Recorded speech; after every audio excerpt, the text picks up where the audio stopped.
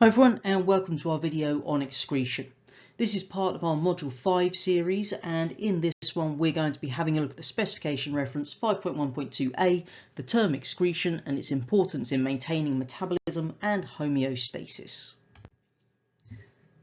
First thing then, when we're talking about excretion, we're referring to the removal of the metabolic wastes from the body of the organism.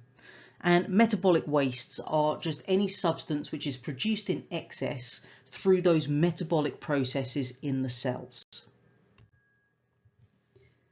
If we think about a few key examples that we have encountered or will be encountering in our A-level biology course, then we have carbon dioxide, which is obviously a product of aerobic respiration. We've got nitrogenous wastes such as ammonia, urea and uric acid. And then we've got bile pigments, which are made from that breakdown of hemoglobin. If we consider carbon dioxide first of all. Now, carbon dioxide is made as a result of our aerobic respiration process, which takes place inside all living cells. Now, what we're going to find is that carbon dioxide is the result of the decarboxylation processes occurring inside the mitochondria of our cells. Now, when we generate carbon dioxide, the problem is that if it builds up, it would lead to this problem called acidosis. And basically, carbon dioxide is going to create a more acidic environment, so the pH decreases, and that obviously has a knock-on effect on the cells themselves. It can affect enzymes, etc. So, we need to stop carbon dioxide building up in the environment around our cells. So carbon dioxide is passed into the bloodstream and then it gets transported in the form of those hydrogen carbonate ions to the lungs. Once it gets to the lungs, it's obviously going to cross from the blood back into the alveoli, and then it's going to be excreted when we exhale.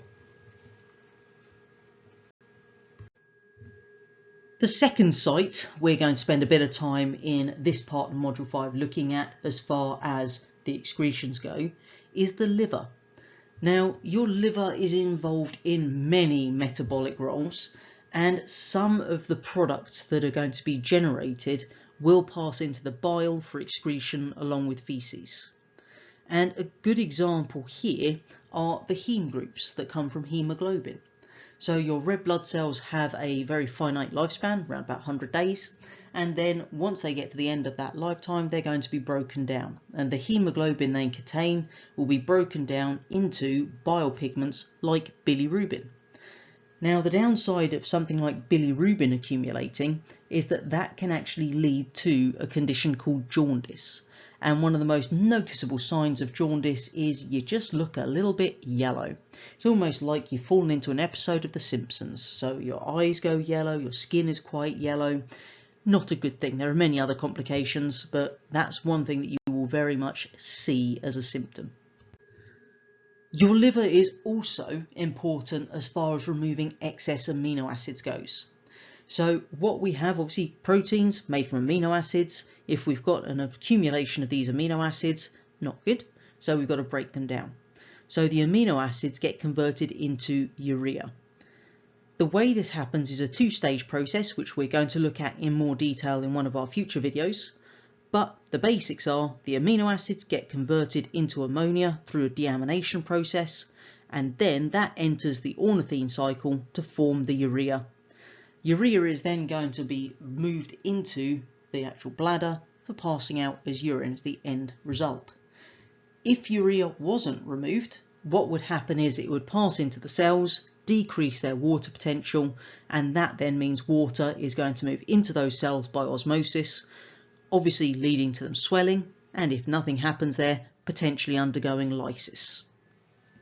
If we just stopped at making the ammonia, that would be problematic, because what happens when we build up ammonia in our body is that increases the pH in the cytoplasm of those cells.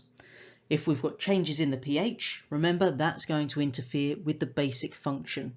And one of the key ones it's going to interfere with are the receptors for things like the neurotransmitters in the brain.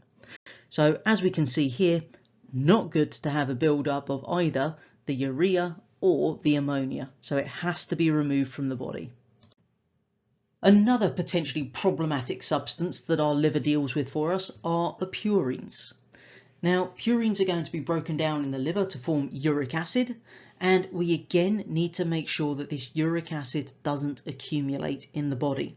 Because if the uric acid does accumulate, it will form crystals, and these crystals are located within your joints.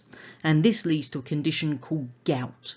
Now, gout was something that was very common back in the day, so lots of very rich and well-to-do people many years ago used to have gout that rendered them virtually immobile. It was very painful to move around when you've basically got solid crystals in your joints. You can imagine it. The third region that we're going to concern ourselves with as far as the excretion goes are the kidneys. Now, kidneys are something we're going to spend quite a lot of time looking at through Module 5 in various parts. And what we have here is the ability to remove that urea that we've generated in the liver.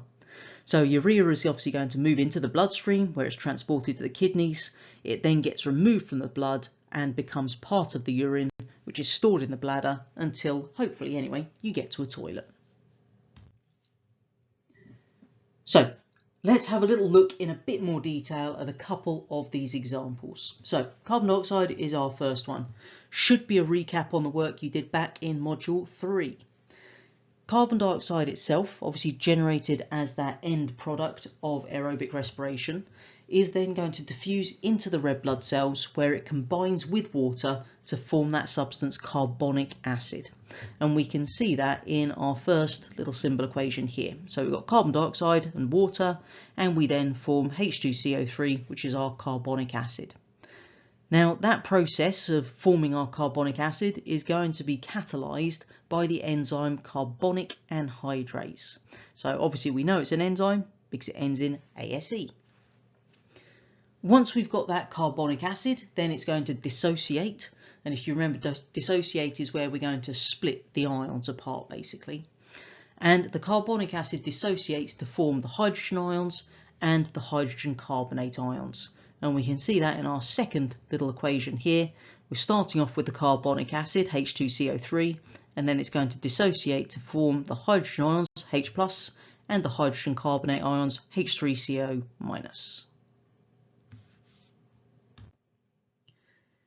Where we're dissociating that carbonic acid and forming hydrogen ions, these will affect the pH of the red blood cell cytoplasm. So what we're going to see happening is these hydrogen ions are going to interact with the bonds within hemoglobin, and as a result of that, change its three-dimensional shape.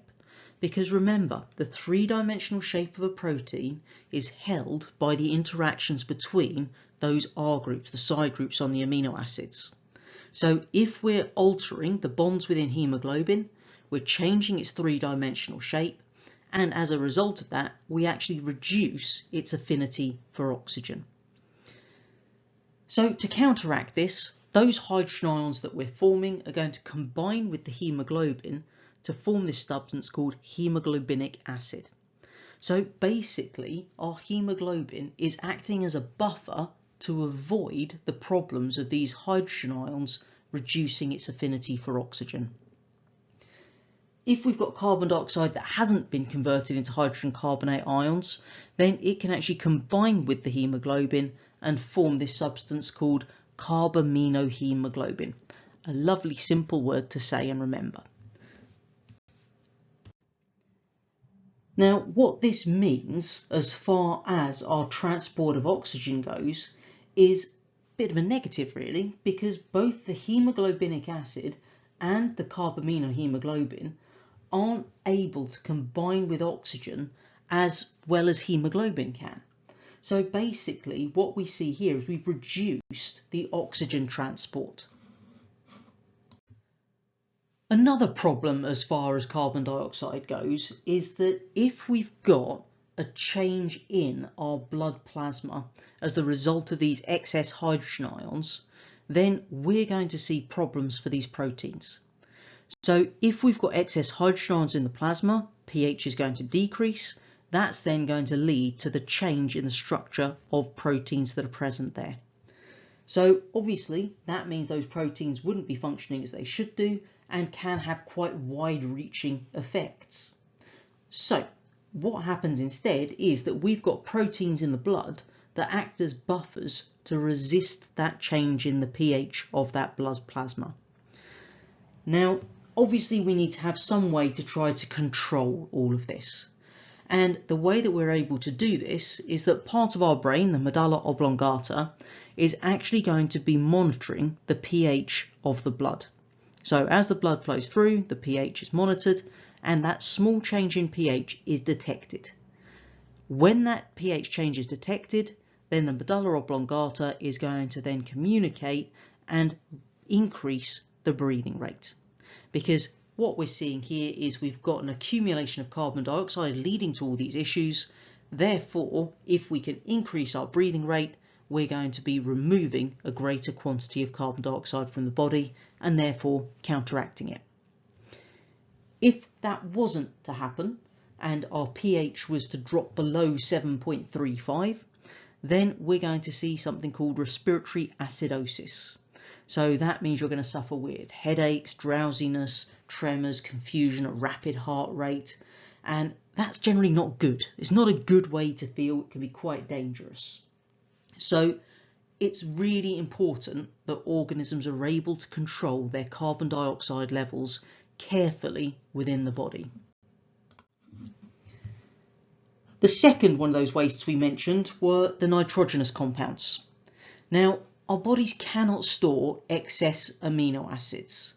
We can use them in respiration, which is obviously beneficial because it means we're not just getting rid of something that could be a useful substance. And what's going to happen here is these amino acids are going to go to the liver. The amino group is going to be removed in that process of deamination, and we form the ammonia. Ammonia then gets converted into urea, and that urea is transported through the blood to the kidneys, where it will be excreted. What we are able to do is obviously use one of those products, the keto acid, in respiration, and we can obviously generate ATP through that method, or we can convert the keto acid into another substance for storage. But we've removed the excess amino acids, which were the potentially harmful part. The reason that we've got to do this is that amino groups themselves are toxic. So we can't have an accumulation of something that is toxic. So that first step, that deamination, where we're converting the amino acids into the ammonia, we might think problem solved. But actually, ammonia is very toxic. So that can't be the end point, because we've taken something that's toxic and made it into something that's not only very toxic, but also highly soluble.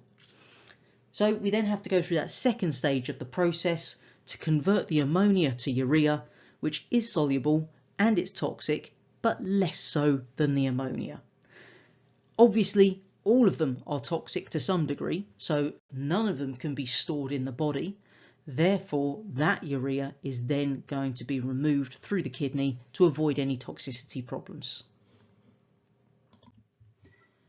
I hope you found this video useful, and of course remember to subscribe to the channel so you can see when the next video is uploaded, and of course head on over to the website where you can find a range of other resources to help you in your A-level biology studies.